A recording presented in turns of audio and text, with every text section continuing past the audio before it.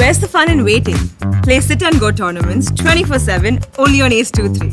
This game involves an element of financial risk and may be addictive. Please play responsibly and at your own risk.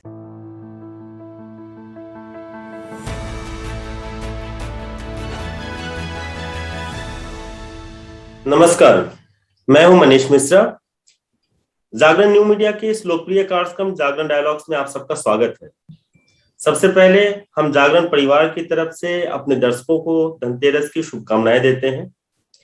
Jagran dialogues में हम विशेषज्ञों के साथ उन विषयों पर चर्चा करते हैं जो आपके फायदे से जुड़ी होती है।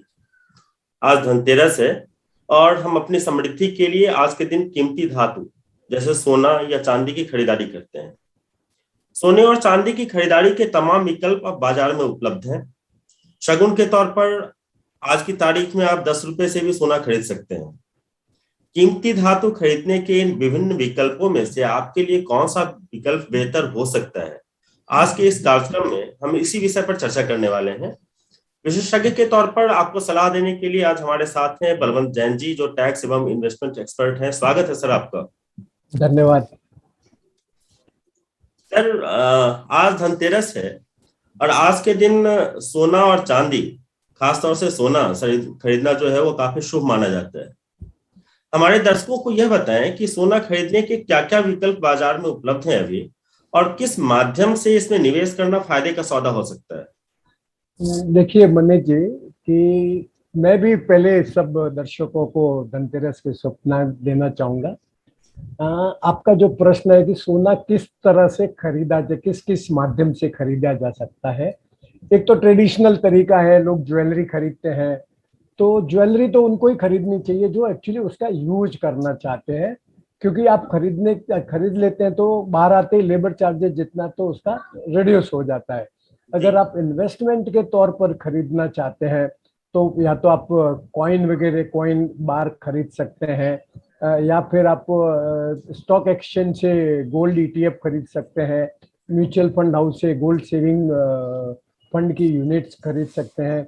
इसके अलावा जैसे डिजिटल गोल्ड एक नया कॉन्सेप्ट है मार्केट में, और जैसे आप बता रहे थे आप 10 रुपए का भी सोना खरीद सकते हैं, वो एक माध्यम है। और दूसरा एक सबसे जो टैक्स एफिशिएंट माध्यम है वो सॉवरेन गोल्ड बॉन्ड है, जो आप RBI जब ये ट्रेंच निकालती है तब या तो डायरेक्ट अप्लाई कर सकते हैं, और अगर आप अभी खरीदना मुहूर्त के तौर पे ऐसा खरीदना चाहें तो ये स्टॉक एक्सचेंज पे भी लिस्टेड है, तो आप वहां से भी खरीद सकते हो। तो ये इतने ढेर सारे विकल्प मौजूद है आपके पास में। परंतु अगर आपको इन्वेस्टमेंट के लिए अगर खरीदना है तो सॉवरेन गोल्ड बॉन्ड सबसे बढ़िया प्रोडक्ट है, और ज्वेलरी खरीदना बिल्कुल ही एडवाइजेबल नहीं है। अच्छा, मैं सर चाहूंगा कि आपने जितने विकल्पों की चर्चा की है, sovereign gold bond, gold ETF या डिजिटल गोल्ड, इसके बारे में संक्षिप्त में हमारे दर्शकों को एक जानकारी देते हैं कि ये क्या है, कहाँ से खरीदा जा सकता है, मतलब जरिया क्या हो सकता है, क्योंकि आम आदमी तो बस सर सुनार की दुकान जानते हैं। हाँ, मैंने जैसे बताया, जैसे आपको सॉवरेन गोल्ड बॉन्ड खरीदना है तो जब इश्यू आता है तो आप डायरेक्ट बैंक के थ्रू जो ऑथराइज्ड एजेंट है या जो जिनके थ्रू आपको एप्लीकेशन कर सकते हैं वहां खरीद सकते हैं। और अगर आप थ्रू आउट खरीदना चाहे तो ये बॉन्ड चूंकि स्टॉक एक्सचेंज पर लिस्टेड होते हैं तो आप वहां से भी खरीद सकते हैं। गोल्ड ETF है, वो आप स्टॉक एक्सचेंज में लिस्टेड है, ड्यूरिंग ट्रेडिंग आवर्स आप खरीद सकते हैं। और इसके अलावा जो दूसरा ही फॉर्म है इसका पेपर गोल्ड का, जो गोल्ड सेविंग फंड है, तो वो म्यूचुअल फंड हाउस से आप कभी भी खरीद सकते हैं। ज्वेलरी आप ज्वेलर के वहाँ खरीद सकते हैं। कॉइन वगैरह आप या तो बुलियन मार्केट में जाके खरीद सकते हैं, बैंक वगैरह से भी खरीद सकते हैं। तो यह विभिन्न माध्यम हो गए जहाँ से आप सोना खरीद सकते हैं। डिजिटल गोल्ड है, डिजिटल गोल्ड के लिए जैसे जो ये वॉलेट वगैरह है, जैसे गूगल पे है, पेटीएम वगैरह, वो यह आपको फैसिलिटी देते हैं, जिससे आप उनके थ्रू यह एज ए इंटरमीडिएरी काम करते हैं, और उनके थ्रू जैसे MMTC पैम्प वगैरह है, उनसे डिजिटल गोल्ड खरीद सकते हैं। जी, आपने सर डिजिटल गोल्ड की चर्चा की है, और स्मार्टफोन जो है आजकल लगभग सभी के पास है, जो मतलब गोल्ड खरीदना चाहते हैं मेरे ख्याल से उन सभी के पास स्मार्टफोन होगा। और इस तरह के पेमेंट्स ऐप भी हैं जो मतलब गोल्ड बेचते हैं, डिजिटल गोल्ड बेच रहे हैं। डिजिटल गोल्ड खरीदने के लिए जरूरी नहीं कि आपके पास 10,000 रुपए हो, 50,000 हो, लाख रुपए हो। आप 10 रुपए से भी, 5 रुपए से भी गोल्ड की खरीदारी कर सकते हैं। लेकिन सर अब यहाँ पर सवाल उठता है कि अगर हम 5 रुपए 10 रुपए का गोल्ड एक्यूमुलेट करते जाते हैं और मान लीजिए एक समय में चल के वो 10 ग्राम हो जाता है, तो उस 10 ग्राम गोल्ड की क्या हम डिलीवरी ले सकते हैं? अगर हाँ, तो इसका क्या प्रोसीजर है? देखिए, जो आपका जो जो जो एप्लीकेशन है पेमेंट का, वहां पे ही ऑप्शन रहती है आपकी कुछ लॉकर वगैरह का, क्योंकि मैंने एक्चुअल एग्जीक्यूशन नहीं किया है, तो थेरेटिकली नॉलेज है। तो उसमें आपके पास में खरीदने का तो ऑप्शन है, आप खरीद सकते हैं, एक्यूमुलेट कर सकते हैं। बेचने का या तो दो ऑप्शन है, या तो आप बेच सकते हैं और आप चाहे तो डिलीवरी ले सकते हैं। तो जो डिलीवरी वाला ऑप्शन है, तो आपका जो मार्केट यूनिट है उतना अगर एक्यूमुलेट हो गया तो आप डिलीवरी भी ले सकते हैं। पर डिजिटल गोल्ड के साथ एक प्रॉब्लम ये है कि आपको जब आप परचेज करते हैं तो उस पर जनरली 3% का जीएसटी लग जाता है, तो वो आपकी कॉस्ट को एनहांस कर देता है। परंतु इसके साथ दूसरे बेनिफिट है कि मार्केटेबिलिटी, आप कभी भी बेच सकते हैं, आपको इंश्योरेंस का कॉस्ट वगैरह नहीं लगता है, क्योंकि आपको आपके पास रखना नहीं है। वो आप उन जो जिनके थ्रू खरीदा है, जिनके वो जो लोग रखते हैं एमएमटीसी पैम्प वगैरह, उनके वहां पे उतना गोल्ड आपका ईयर मार्क है, और वो जो आईडीबीआई है वो कस्टोडियन है ये एमएमटीसी पैम्प का, तो उनके पास पड़ा रहता है। तो वो जो प्योरिटी वाला रिस्क भी नहीं है। अभी जैसे आप गोल्ड कॉइन वगैरह खरीदा मार्केट से, ज्वेलर के यहाँ से, अब वो प्योर है कि नहीं है वो आपको पता नहीं है, तो वो प्योरिटी का रिस्क कम से कम डिजिटल गोल्ड में नहीं है। और लिक्विडिटी, आप जब चाहे तब आप उसको लिक्विडेट कर सकते हैं। जी हाँ, ये आपने बड़ी अच्छी जानकारी दी है, और हम उम्मीद करते हैं कि धनतेरस पर जो हमारे दर्शक सोना खरीदने की योजना बना रहे हैं उनके लिए ये जानकारी बड़े काम की होगी कि डिजिटल गोल्ड भी एक बेहतर जरिया हो सकता है ईटीएफ और गोल्ड फंड के अलावा। सर, अब फिजिकल गोल्ड की भी चर्चा कर लेते हैं कि ज्यादातर लोग जो है वो चाहते हैं कि उनके हाथ में सोना हो, दिखे, घर में दिखे कि सोना रखा हुआ है। कुछ मतलब परंपरा भी हमारी रही है गोल्ड में इन्वेस्ट करने की। तो फिजिकल गोल्ड में की पहचान की शुद्धता है, कितनी शुद्धता है? बीआईएस हॉलमार्किंग की जाती है उसकी। बीआईएस हॉलमार्किंग हमको क्या बताता है और इससे हमको क्या जानकारी मिलती है? लोग कहते हैं ना सर कि आप हॉलमार्क देख के ही उसके बाद सोने की खरीदारी कीजिए, फिजिकल गोल्ड की खरीदारी कीजिए। तो ये हॉलमार्किंग के बारे में आप जरा बताएं और सोने की शुद्धता के बारे में। देखिए, जब ये हॉलमार्किंग मैंडेटरी हुआ उसके पहले जो ज्वेलर लोगों का बेईमानी है ना, वो रैम्पेंट था। मतलब आपको 24 कैरेट का बोल के 18 कैरेट का माल दे देंगे, और आप तभी ये इतना टेस्टिंग का भी फैसिलिटी वगैरह अवेलेबल नहीं था। तो कंज्यूमर का प्रोटेक्शन इंश्योर करने के लिए ब्यूरो ऑफ इंडियन स्टैंडर्ड ने ये हॉलमार्किंग मैंडेटरी कर दिया है। तो हॉलमार्किंग में क्या होता है कि एक तो सबसे पहला कंपोनेंट है कि आपका जो ज्वेलरी है वो कितने कैरेट का है। जैसे अभी मेरा नॉलेज है उसके हिसाब से 16, 18 और 22 कैरेट की ही ज्वेलरी बन सकती है, बिक सकती है। तो कितने कैरेट का है वो उसके ऊपर दिखता है। इसके अलावा कहाँ से उसने, ये कौन सी लेबोरेटरी से, गवर्नमेंट अप्रूव्ड लेबोरेटरी है, वहां से उसका सर्टिफिकेशन किया, तो उसका आइडेंटिफिकेशन मार्क रहता है। और इसके अलावा जो ज्वेलर है उसका या तो कुछ मार्क रहता है या उसका नंबर वगैरह रहता है। तो ज्वेलरी को देख के आप आइडेंटिफाई कर सकते हैं कि यह ज्वेलरी कहाँ से खरीदा गया है। तो कल को अगर प्योरिटी का कोई डिस्प्यूट हो तो आप उसको जाके कन्फ्रंट कर सकते हैं। अच्छा सर, इसकी मतलब सही है कि हॉलमार्किंग जो है शुद्धता की पहचान है, लेकिन क्या ये नकली भी हो सकता है? हाँ, अभी देखो ऐसा है कि कौन कौन सी चीज नकली नहीं बनती है। तो अभी कोई कोई जो क्या बोलते हैं बेईमान व्यक्ति है, वो कोई भी अपनी ज्वेलरी पे ही कोई दूसरे का अगर क्या बोलते हैं नंबर डाल दे दूसरे ज्वेलर का, तो वो संभव है। तो या तो आपके पास में पहले से जब खरीद रहे हैं तब आइडिया होना चाहिए कि जो ज्वेलर से खरीद रहे हैं उसका उसका आइडेंटिफिकेशन मार्क क्या है, और वही आइडेंटिफिकेशन मार्क उसके ऊपर लगा हुआ है कि नहीं है। और इसके अलावा जैसे आपको किसी ने बेचा है तो आप उसको भी पूछ सकते हैं कि आपका बीआईएस रजिस्ट्रेशन दिखाइए हमको, तो जो जिसके पास BIS रजिस्ट्रेशन होगा वो यह डुप्लीकेट या जैसे क्या बोलते हैं कम प्योरिटी वाला माल आपको नहीं बेचेगा। अभी तक जो आपने दर्शकों को बताया है कि एक जो हॉलमार्किंग होती है उसके साथ BIS मार्क होता है, जिसमें ज्वेलर का भी कोई कोड होता है। बराबर है, बराबर है। ज्वेलर का या तो नंबर होगा या उसका कोई सिंबल होता है जिससे वो ज्वेलरी देख के पहचान में आ सकती है, और BIS की वेबसाइट पे लिस्ट है कि कौन कौन से ज्वेलर्स है वो रजिस्टर्ड है।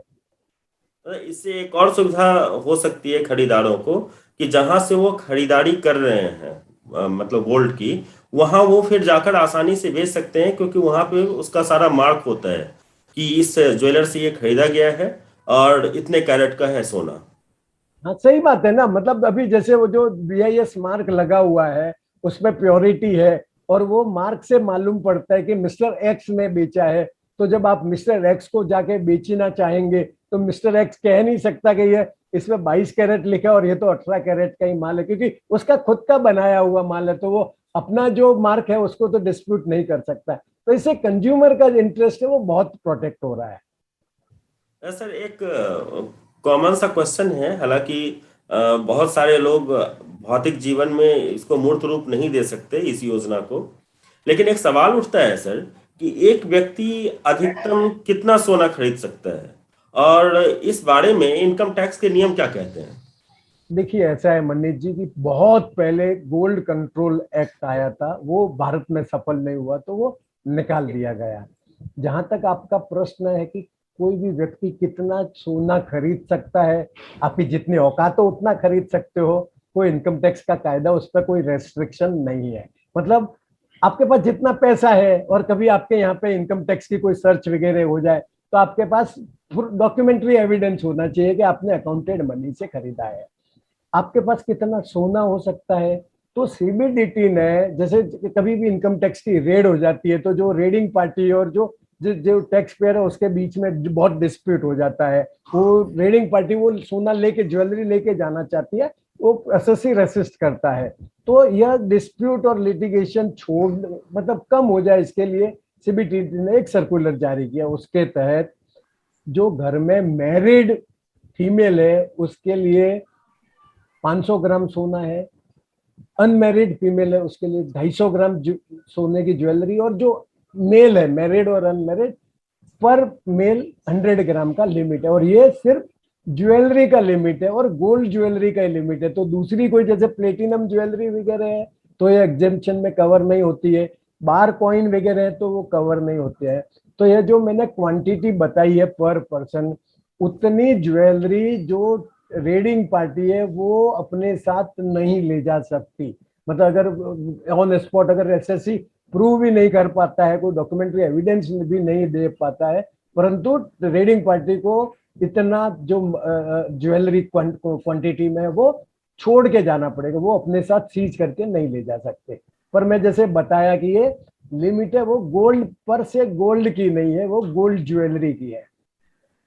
ओके अच्छा सर, एक सवाल यहाँ और उठता है कि बहुत सारे परिवारों में खानदानी तौर पर मतलब सोने का एक बड़ा स्टॉक जो है वो चला आता रहता है।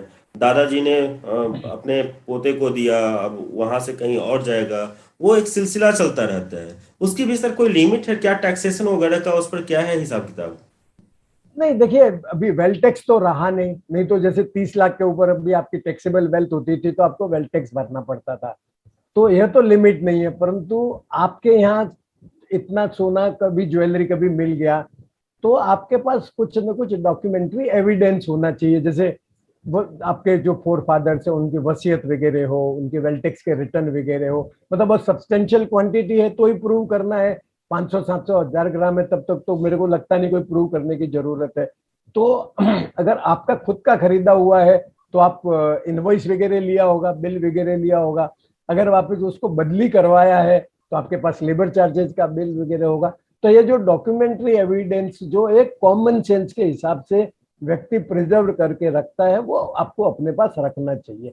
और आपने अगर खरीदा है तो आपकी जो इनकम है, मतलब जरूरी नहीं कि ये चेक से ही खरीदा जा सकता, आप कैश में भी खरीदा हो, परंतु उस अनुपात में आपके बैंक में से कैश की विड्रॉल होना जरूरी है। लेकिन सर यहाँ पर कैश खरीदने को लेकर भी कुछ नियम है कि अगर जो आप ज्वेलरी खरीदते हैं कैश से तो उसके कुछ खास नियम है, हम चाहेंगे कि आप दर्शकों को वो स्पष्ट कर दें। देखिए मनीष जी, ऐसा है, खरीदने वाले के ऊपर कोई रेस्ट्रिक्शन नहीं है। वो भले 50 लाख रुपया ले जाके आप, अगर आप इन्वेस्टमेंट के लिए खरीद रहे हैं तो ज्वेलर से खरीद सकते हैं, परंतु ज्वेलर जो है वो पर ट्रांजैक्शन है, वो 2 लाख रुपए से ज्यादा कैश किसी भी कस्टमर से एक्सेप्ट नहीं कर सकता। मतलब ये 2 लाख की जो लिमिट है सिर्फ गोल्ड परचेज के लिए नहीं है, अक्रॉस जो ट्रांजैक्शंस होते हैं, जैसे अगर आपको जमीन वगैरह खरीदनी है या आप गिफ्ट वगैरह ले रहे हैं तो पर ट्रांजैक्शन आप 2 लाख रुपए से ज्यादा एक्सेप्ट नहीं कर सकते। तो ये जो रेस्ट्रिक्शंस है वो एक्सेप्ट करने वाले पे है, पेमेंट करने वाले पे कोई रेस्ट्रिक्शन नहीं है। परंतु अगर आप ज्वेलरी का बिजनेस करते हैं तो और कैश में खरीदेंगे तो वो आप एक्सपेंडिचर आपको अलाउबल नहीं होता है। तो अगर आप बिजनेस करते हैं तो आपको इनवेरिएबली चेक से ही खरीदना पड़ेगा या बैंकिंग चैनल से खरीदना पड़ेगा, परंतु इन्वेस्टमेंट के लिए ऐसा कोई रिस्ट्रिक्शन नहीं है। खरीदने वाले के लिए, बेचने वाले के लिए जैसे मैंने एक्सप्लेन कर दिया, 2 लाख का लिमिट है पर ट्रांजैक्शन।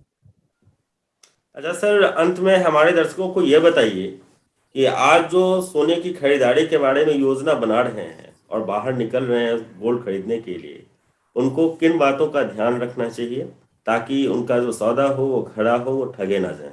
देखिए, अब अगर आप ज्वेलरी खरीद रहे हैं तो जैसे BIS हॉलमार्क वाले जो ज्वेलर है उनसे ही खरीदें, और अगर आप इन्वेस्टमेंट के लिए खरीदना चाहते हैं तो या तो अगर आपके पास पैसा है सफिशिएंट 1 ग्राम 5 ग्राम 10 ग्राम खरीदने जैसा, तो आप स्टॉक एक्सचेंज से सॉवरेन गोल्ड बॉन्ड खरीद सकते हैं। परंतु आपके पास पैसा नहीं है, परंतु आपको शुकुन के तौर पर सोना खरीदना है तो 10 रुपए 50 रुपए 100 रुपए का, जैसे मनीष जी बता रहे हैं कि आप खरीद सकते हैं, तो गूगल पे पेटीएम पे जाके सोना खरीद लीजिए। तो आपकी जो परंपरा है उसका निर्वाह भी हो जाता है कि भाई आपने धनतेरस के दिन सोना खरीद लिया और जेब भी हल्की नहीं हुई ज्यादा आपकी। जी जी, तो धनतेरस के इस शुभ अवसर पर हमारे एक्सपर्ट बलवंत जैन जी ने आपको सोना चांदी खरीदने को लेकर काफी अहम सुझाव दिए हैं। हमें पूरा भरोसा है कि ये सुझाव आपके काम आएंगे। जागरण डायलॉग्स का यह कार्यक्रम आप जागरण.com के यूट्यूब चैनल पर भी देख सकते हैं, साथ ही इसका आलेख आप जागरण.com पर पढ़ भी सकते हैं। बलवंत सर, आपका और अपने दर्शकों का बहुत बहुत धन्यवाद। आपका भी धन्यवाद, जागरण का भी धन्यवाद।